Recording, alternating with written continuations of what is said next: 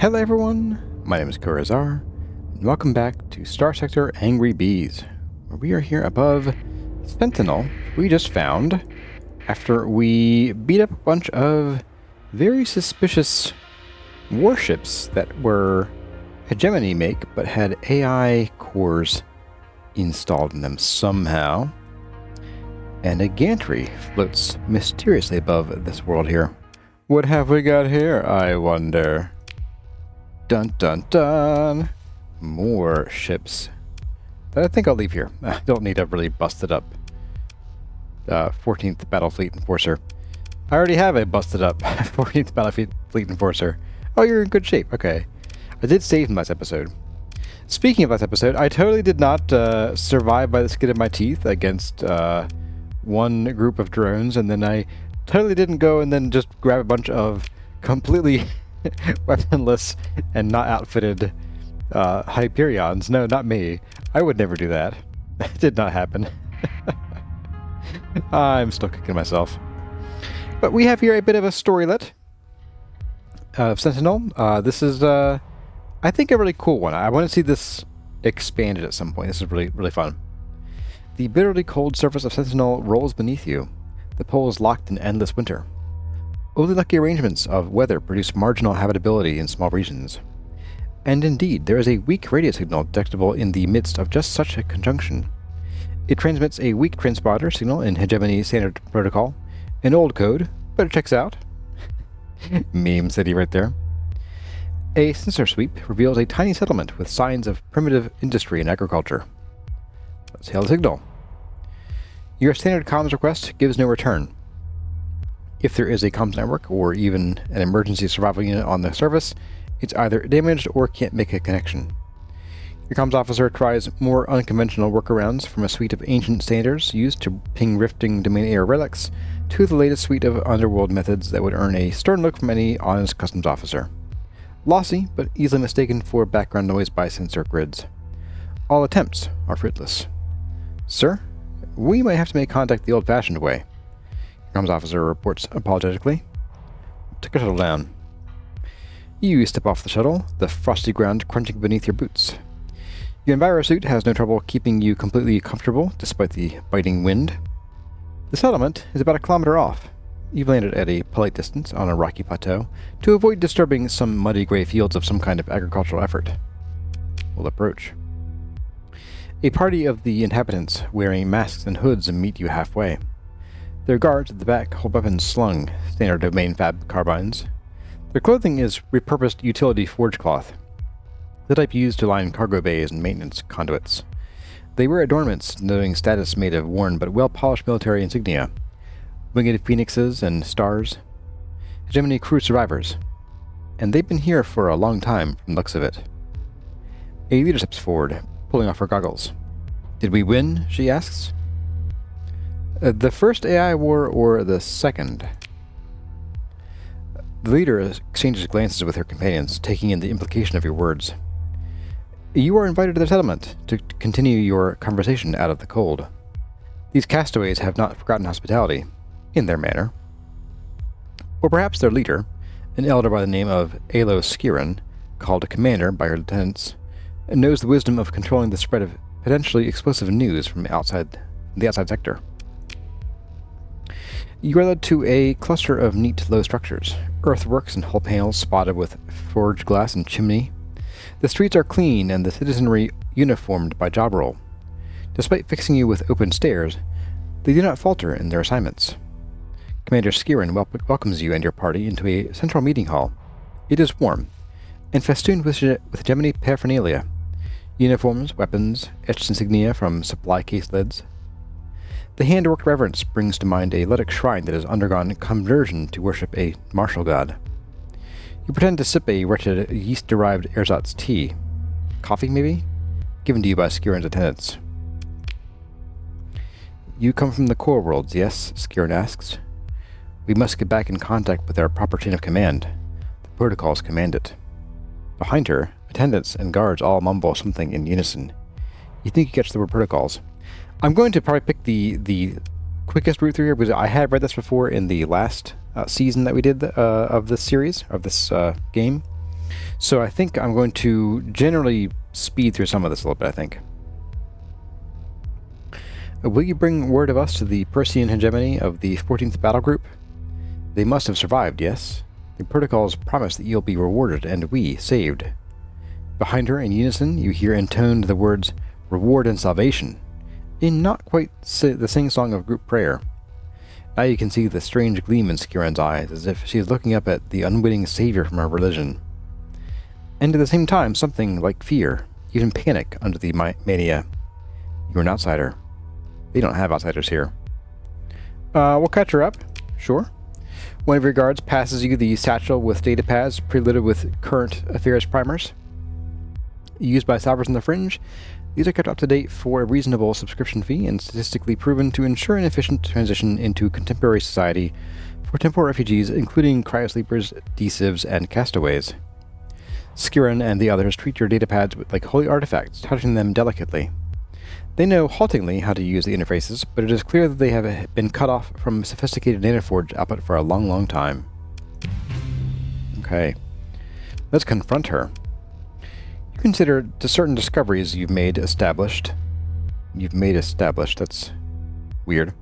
Although open to a certain amount of information sharing, you suspect that you'll get little information of immediate value out of Skiren due to her adherence to the protocol. I found your gantries in orbit, but no fleet. Yes, our ancestors constructed a temporary dockyard to perform the salvage and staging required to construct our settlement, Skiren says, her face and tone the image of just following orders. You are familiar with the expression, when a subordinate wishes to conceal information without technically lying, they might answer with only and exactly what was asked. No word about the rest of the fleet, however. I found the planetkiller you left behind. Her eyes go wide, but Skiren manages to control her voice.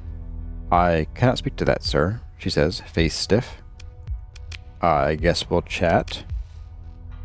Nah, we'll just leave.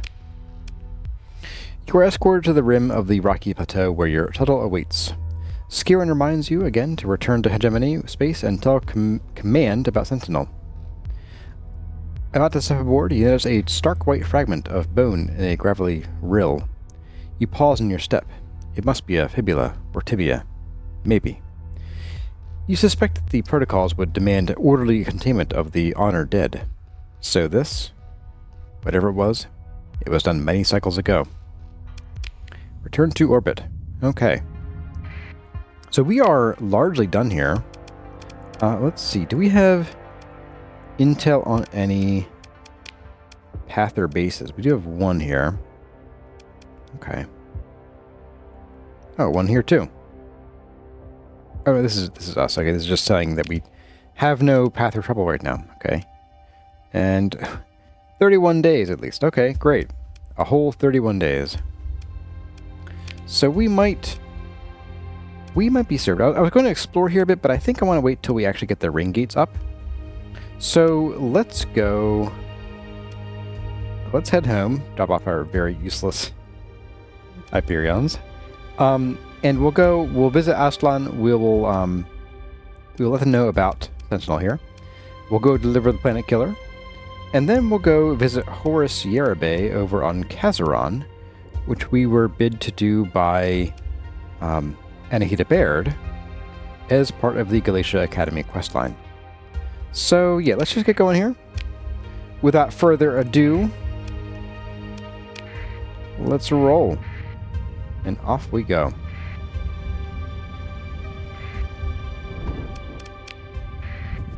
I'm going to actually fly up. Hello. Thank you. Thank you kindly. Not really.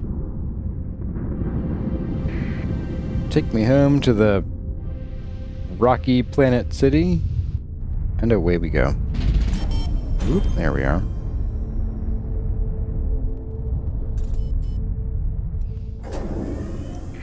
Don't you dare.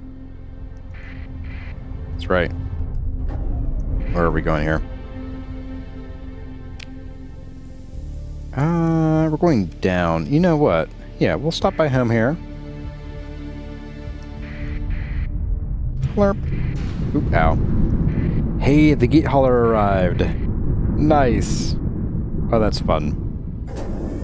It won't do much yet, but it's here! Okay. Alright, let's repair our ships, manage the colony. We're going to dump most of this junk.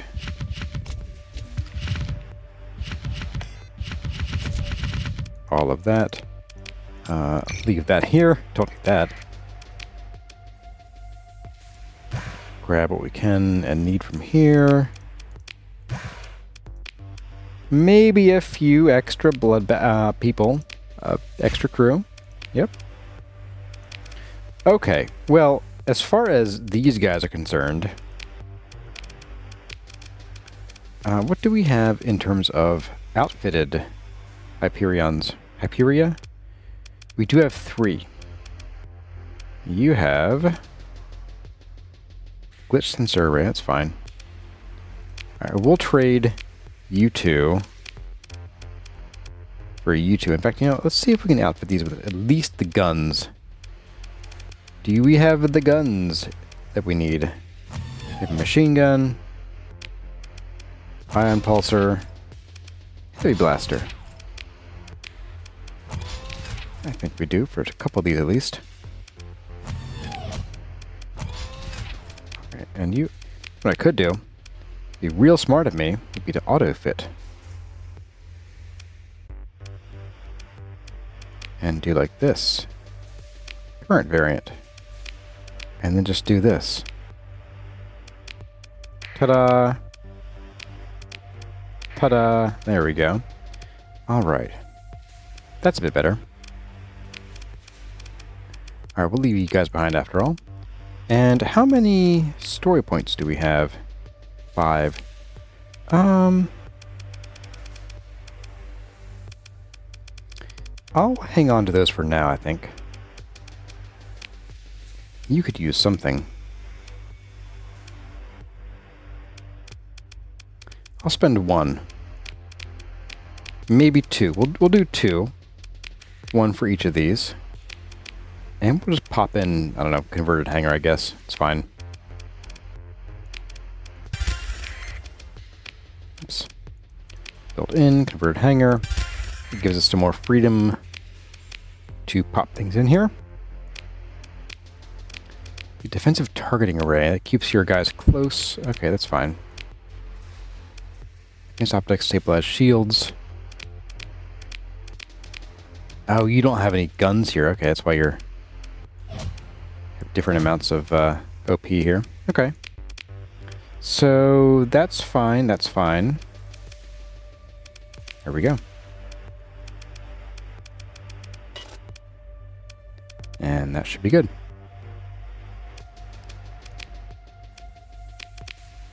Actually,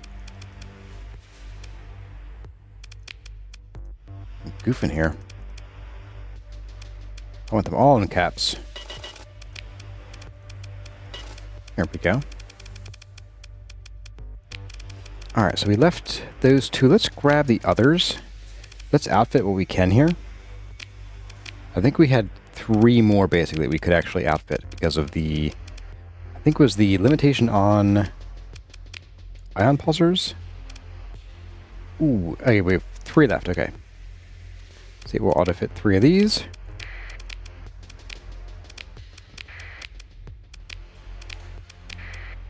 And there we go. We now have a good handful of Hyperions that are well outfitted. And they'll have reinforced bulkheads, so they'll survive being destroyed as long as I don't leave the battlefield. And let's go ahead and we're going to fix up some of these guys. You do need to be restored. Subsystems, yes, or restore you.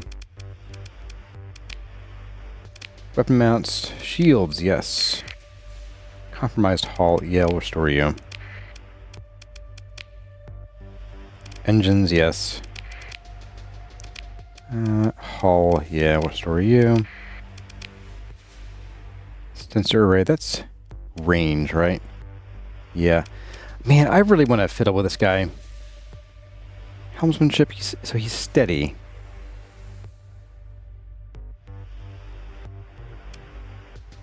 Undecided. I keep pushing this off, but like ideally, I should probably change him out for either like long range and go heavy maulers, or I should go and do safety overrides and pop on assault chain guns and all kinds of stuff like that. But it doesn't match this captain. So it might be worth even ditching this ship altogether, and maybe even the officer. I'm a little leery of that, but I could. And replacing it with something completely different. Or you have helmsmanship of so not the best fit, but I could throw him on this ship here. But I don't know that this is any better than the Hammerhead. I should really put on that mod that lets you analyze battle stats. Be really handy. Now, contact, what do you have for me? Ooh, hello.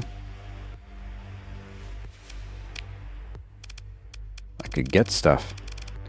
I could really go for some more ion pulsars. Sure. Ion pulsars, and we'll take some heavy blasters.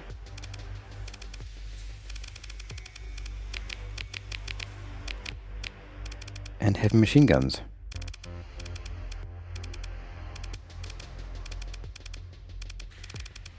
They are here somewhere, right? Oh dear. A non-searchable list. Love it. Here it is. There we go. Ta-da! Alright. Cool. Handy. Okay, so let's go and let's turn in the info to Aslan. I think in the next version there's going to be a click to just go to map here, because this is a little bit clunky. So I'm going to go here, we're going to go check a Mostalk, and away we go. Boop. We'll also start pushing along after we probably visit the Pathers. We'll push along the quest for the Glacier Academy.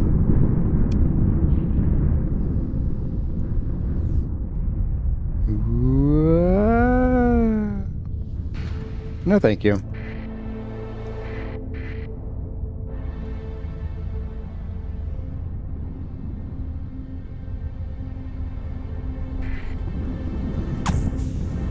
Whenever I say Aslan, I think of Aslan from the Lion, the Witch, and the Wardrobe. Aslan, Aslan. Bye. Okay. Oh, we don't have our transponder on. Yeah. Whatever, dude. Take the scan. Sorry, guys. So sorry. Alright. So this is the, hey, we know you got the ziggurat thing. Follow. Alright, you take a shuttle down to the main concourse and quickly find a likely-looking establishment. You enter the crowded, well-lit space and take in the rows of taps stored in the wall under the bottles from every one of the core worlds and a few from elsewhere. Merchant captains mingle with off-duty officers at the bar, served efficiently by the uniformed staff. In one corner, a pack of Navy cadets shout and sing, desperately enjoying their last work shift of freedom. A shift worker in utilitarian jumpsuit, a few burns and patches, approaches the bar beside you. Should just be beside you. They never meet your eye. Someone would like to talk with you. It's almost a mutter, difficult to make out. Set you on the right path. If you please, follow me. Oh, this is Brother Cotton. Okay. You are led to a dark place behind the bar. In the neon twilight of blinking Atmo duct monitor status lights, you make out at least 2 large armed guards about the door. Your guide has disappeared.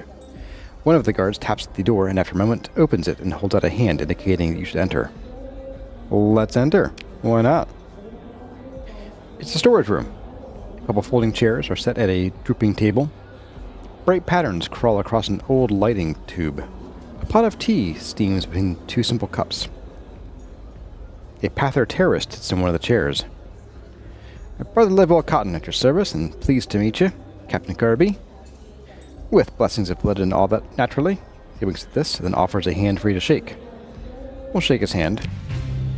His smile widens slightly as you shake his hand. A pleasure. Call me Livel if you like, and I'll thank you for the sentiment.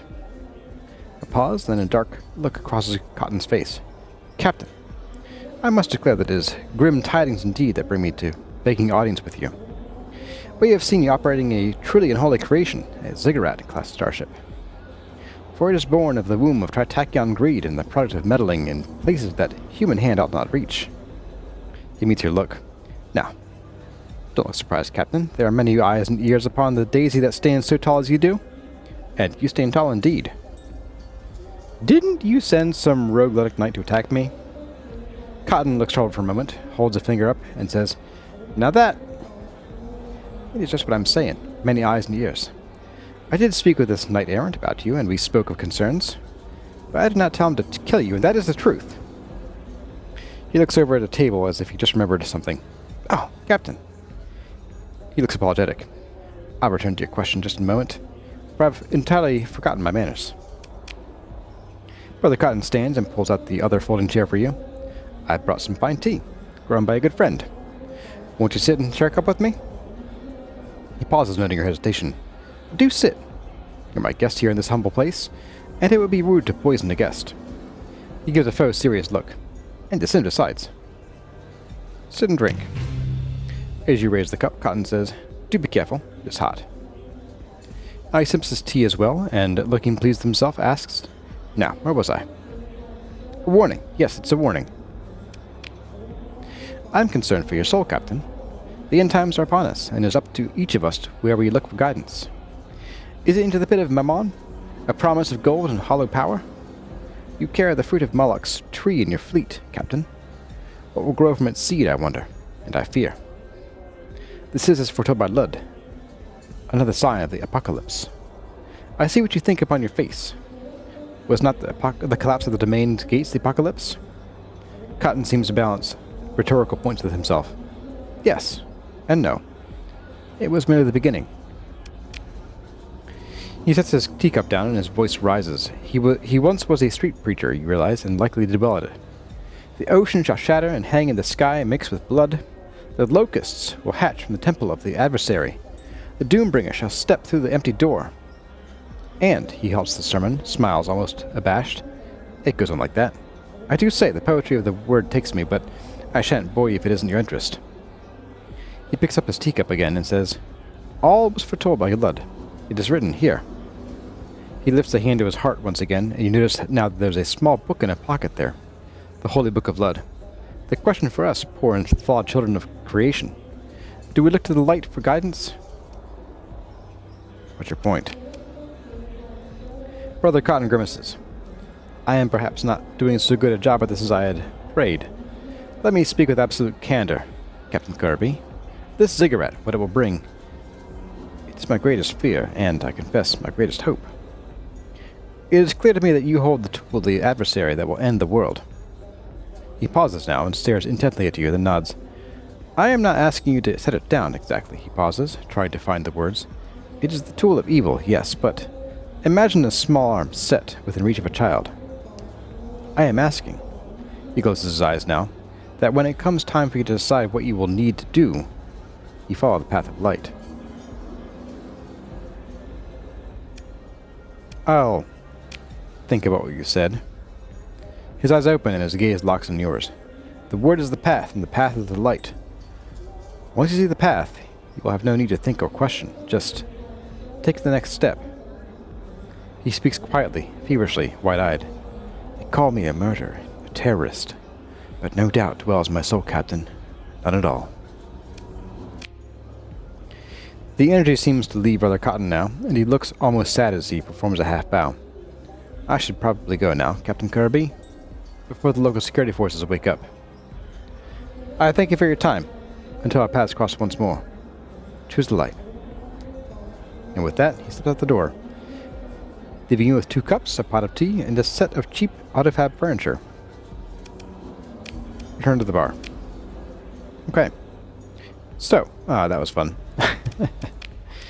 I came here to dump this a little bit. Here we are. Grab a couple hundred of you. And you know, none of you. I want to talk to the station commander. There's a lost fringe colony, Sentinel, that you ought to know about. Explain.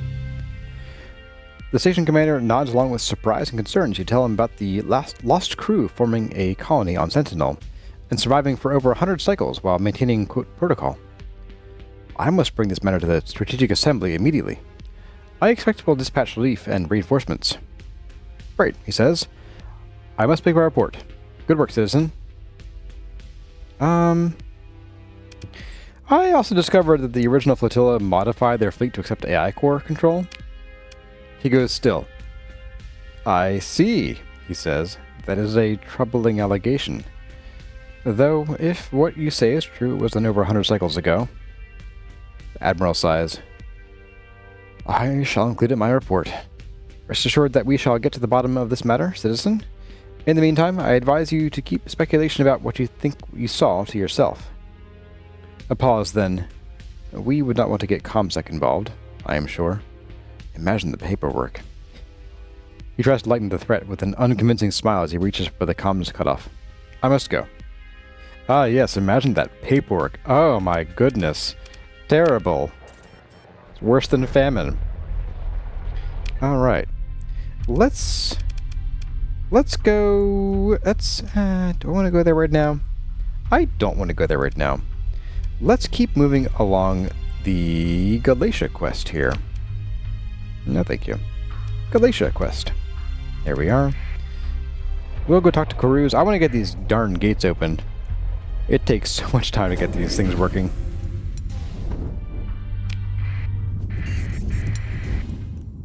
See ya, pirates. Whoop.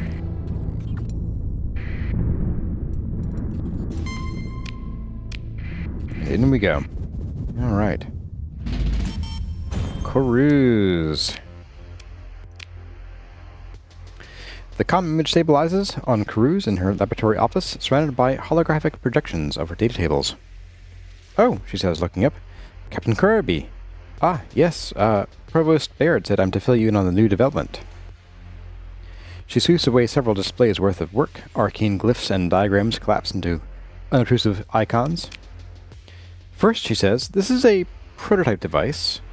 I showed the Provost that we're only partway through the test procedures. We've been using the Galatia Gate as the test case. But I suppose if we make ongoing calibrations and update the firmware via hypercom... Karuz mumbles to herself as she starts tapping out a new checklist. What exactly is it you want me to do?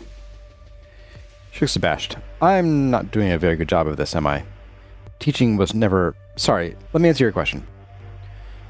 Karuz takes a breath, centering herself. This prototype can interact with the gate manifold itself. It is my supposition that the gate network is not so much collapsed as it is folded up. It's there, but inaccessible. Maybe. We'll need to test certain properties, and she looks at an ancillary display, then catches herself, and turns back to you.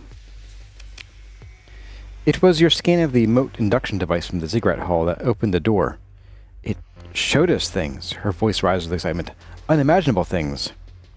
Or, she catches her enthusiasm with a skeptical look, what it showed was highly improbable within the current body of accepted theory. There are entirely new subfields of hyperspace physics out there, and in there, whatever, just waiting for first observation. Okay, calm down. I need to know what to do. Right, of course. We're transferring the gate scanner to your fleet now. I'll give you the rundown on the operation. Karuz pulls up a new shared holo display, a wireframe depiction of a domain-era gate. An icon standing off about 3 diameters from the ring itself seems to represent your flagship. You recognize a diffuse bubble around it as the influence of a drive field. Looks simple enough. You have to be stationed fairly close to the gate, and you must ensure that there are no active drive fields within the gate diameter itself. She focuses back on the display. Once you're in place, execute the pre-coded instructions. The data will encrypt itself and be sent back to me when you're in range of a hypercom relay. We'll need to calibrate the hyperdimensional transform, of course, so you'll need to scan 6 different gates. We've already scanned the Galatia gates, so it has to be 6 other gates. Then comes the next step. The next step? Provost Baird says I shouldn't talk about it, Karuz says. but seeing as how you're in the line of fire, without thinking, she glances away, then speaks quietly. We've been calling it the Janus Device. It's premature to name it, I admit, but when the hyperphysics team gets excited, she shrugs helplessly. There's no stopping them. It's just... Cruz notices a blinking display. The equipment transfer is complete, Captain. You're good to go. What was that you were saying? She sighs unhappily. She looks more tired than you've ever seen. The team is eager, and I appreciate their work, but my strength is theory, not hardware applications. It's also clumsy, and our fabrication equipment. The techs try their best, but the Provost expects the world and more. She wants to push the schedule faster, simply too fast. I need time to refine the math, to run more equipment tests, to get top-of-the-line components. Kuru stifles a yawn, and to get some sleep. She looks away. If Alyssa was here, this would be all so simple. Who's Alyssa? Someone I know. Knew. A friend. Or... Anyway, her name is Alyssa Zhao. We did work. Together. A long time ago. She's a genius with hardware, but, I made some mistakes, and Kuru trails off, realizing that she doesn't want to continue. One of her many displays pops an alert which chimes urgently. Kuru snaps out of it and dismisses the alert. Sorry, Captain, I need to get back to work. We put together a new hyperwave rig. They're waiting for me in the test chamber. Good luck. Thanks. Thanks, I guess. Okay, so we have 6 gates to scan. Oh, boy. Alright, let's see. Gates. There you are. Was Freya here as well? Okay. Let's hit some of the easy ones. So Glacia is scanned. Can't do that one. We'll hit some core world ones. Some of them have weirder interactions than others, so we'll just take it as we can. Off we go. Nope, not into the sun. Thank you. Every time, I swear. Oh my goodness, really? Ow.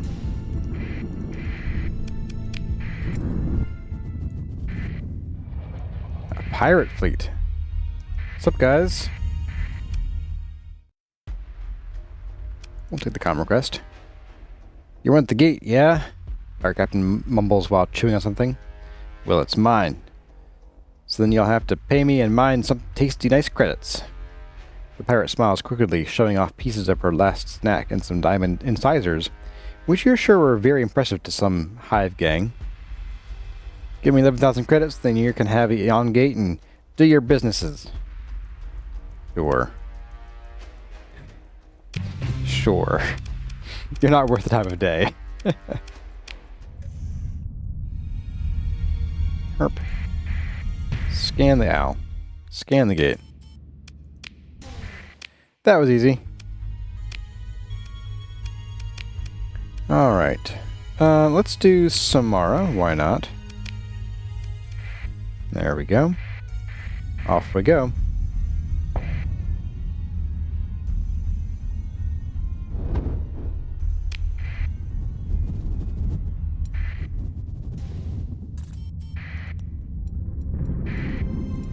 Ow.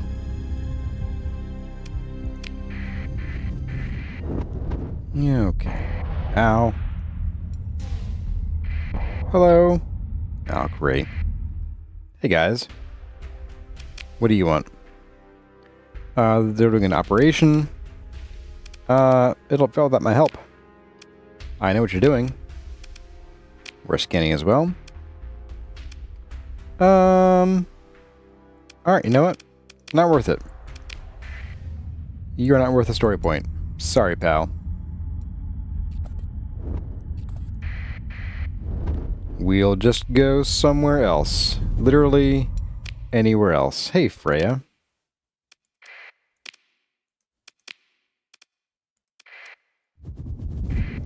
I have a colony here.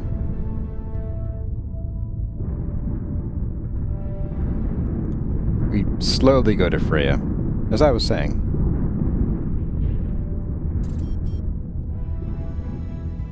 And in we go. Ooh, farming's done.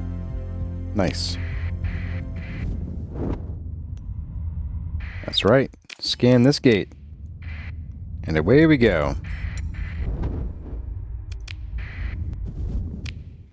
Okay. Intel. We could do Kigatilish.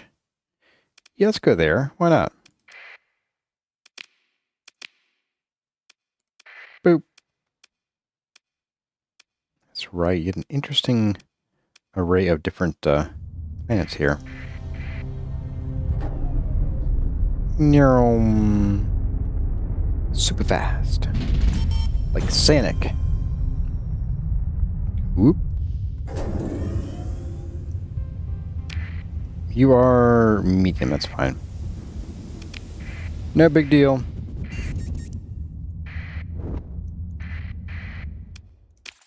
Scan the gate, and out we go.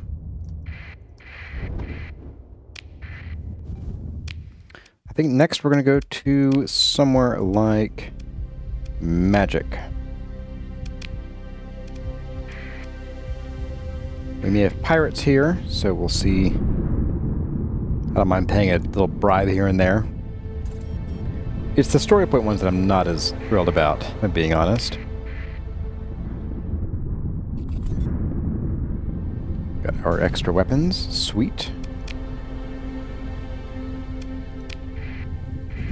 Ow. I dislike that jump point quite a bit. Ow. Oh, nice. Oh. Less nice. Sup, Pathers? How you doing? Hi. Nah, we'll just engage you. Get out of here. Transfer command. Nah.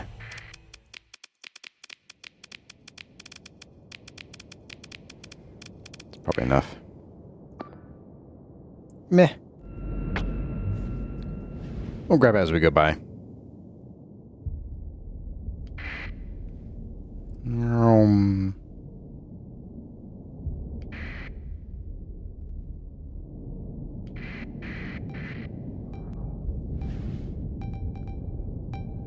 Oh, here they come. Oh no. Bad guys with terrible shields. Whatever will I do?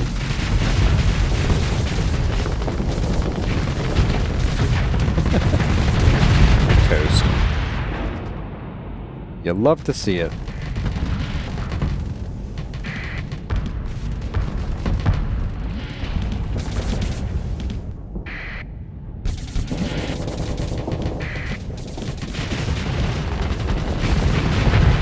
Dead.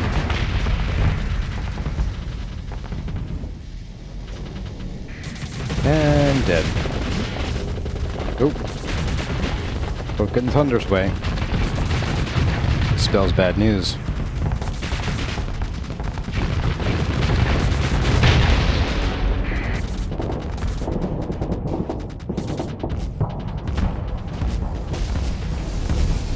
Dump some heat.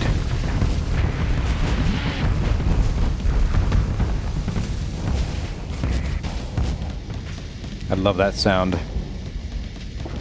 Mjolnir is a great sound. Here I come. Got good news and bad news. Good news for me, bad news for you. Oh.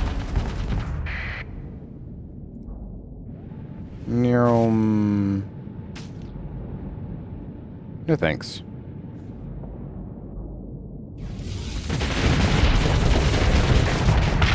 Dead.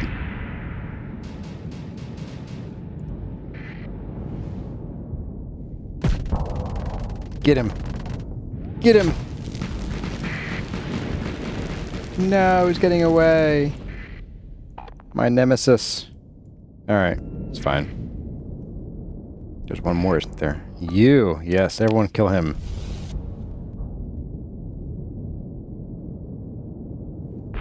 Get him. Alright. Nice. Alright, pursue them. Sure, why not? Oh. One got away.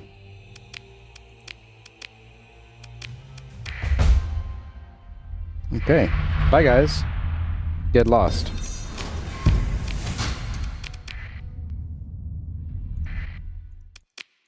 Oh, don't want a shepherd. No, thank you. Alright. Scan the gate. Got a couple more left. Let's do, probably Kamari Kandam is pretty good. Gotta watch my pronunciation on that one. Easy to call it something kind of weird sounding. You know what we could do? Because these could be a bit of a hassle. We could go up here, hit these two. And then there's also that Luddic Path base up here we can hit too. So yeah, let's go to Merrick's.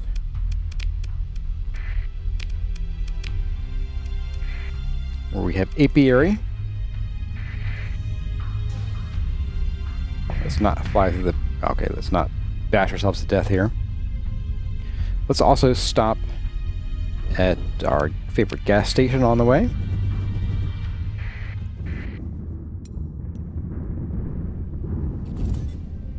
Let's see, yeah, here we go. Philip Andrada, gas station manager. Ow, Corona, very hot.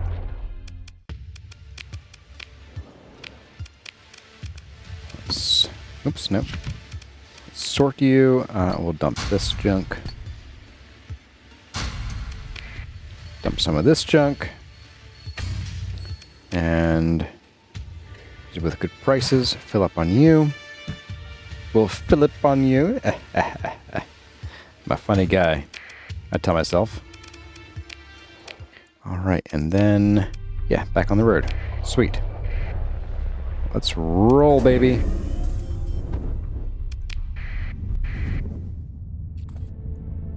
Ow. Mercy. Just want to get there fast. I got things to go. I got ships to blow up.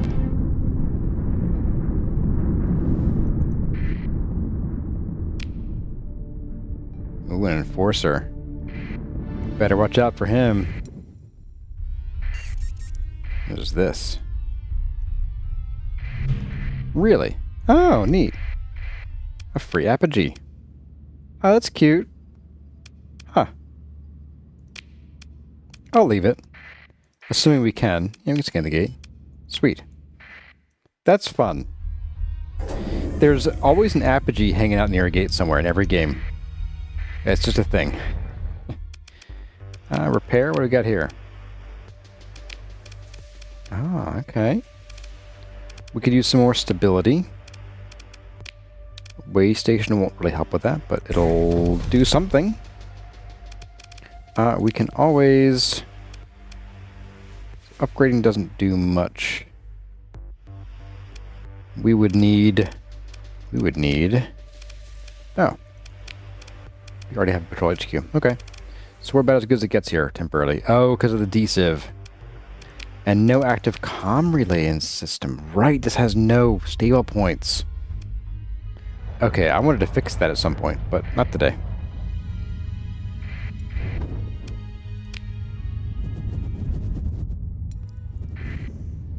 We have a second gate right up here. Where are you, buddy? Alright, in we go.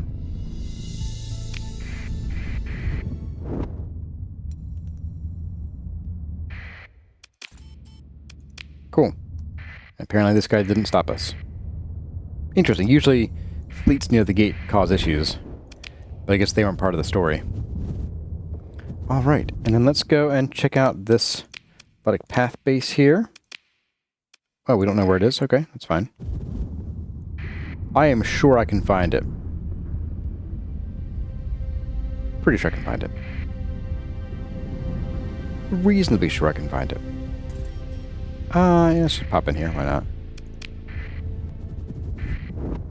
And away we go. Looking for the telltale green blips on the radar. Hello? I wonder what you could be. Get out of here. Hey, hey. I've got your bomb.